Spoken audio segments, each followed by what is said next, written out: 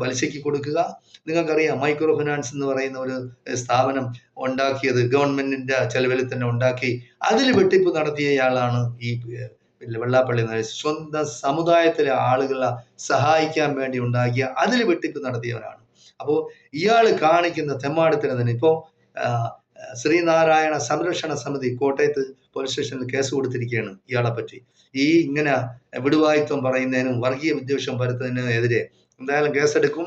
അവസാന കാലത്ത് ജയിലിൽ കിടക്കാമെന്നാണ് പിണറായി ഉദ്ദേശിക്കുന്നത്.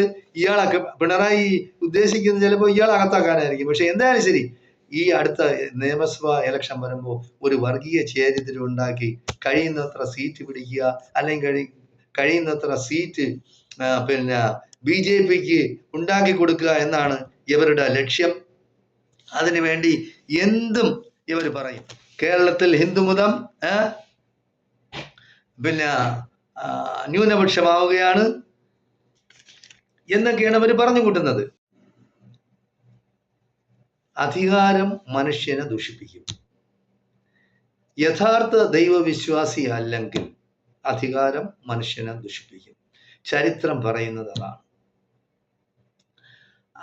അധികാരത്തിൽ ഇരിക്കുന്നവരുടെ ഇടയിലേക്ക് എവിടെയായിരുന്നാലും ശരി, ഇന്ത്യയിലും പ്രത്യേകിച്ച് ഈ മൂന്നാം ലോക രാജ്യങ്ങളുടെ ഇടയിലേക്കാണ്, അത് ഏഷ്യയിൽ ഈ അഴിമതിയും സ്വജനപക്ഷപാതവും ഒക്കെ കൂടുതലാണ്.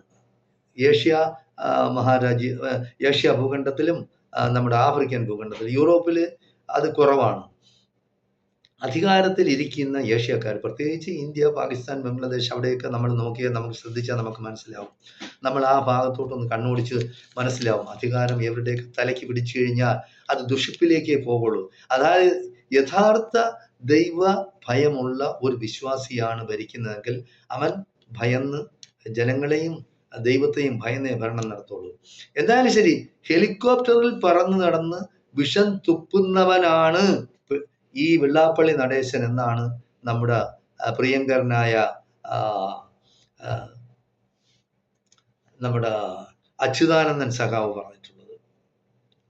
നമ്മുടെ അച്യുതാനന്ദൻ സഖാവ് എന്താണ് പറഞ്ഞത്? ഹെലികോപ്റ്ററിൽ പറന്ന് നടന്ന് വിഷം തുപ്പുന്നവനാണ് ഈ വെള്ളാപ്പള്ളി നടേശൻ. അദ്ദേഹത്തിന് ഈ വെള്ളാപ്പള്ളി നടേശനെ പറ്റി നല്ലതുപോലെ അറിയാം. അതുപോലെ അഴീക്കോട് സുകുമാരൻ അദ്ദേഹം പറഞ്ഞിട്ടുണ്ട്, ഇവന് കള്ള് കച്ചവടമാണ്, ഇവന് പലിശയ്ക്ക് കൊടുപ്പാണ്, ഇവൻ ഈഴവ സമുദായത്തെ നശിപ്പിക്കുകയാണ്, ദുഷിപ്പിക്കുകയാണ്, ഇവൻ പടുകുഴിയിലേക്ക് ഈഴവ സമുദായത്തെ കൊണ്ടുവന്നാക്കും. എനിക്ക് ഈഴവ സമുദായത്തിലെ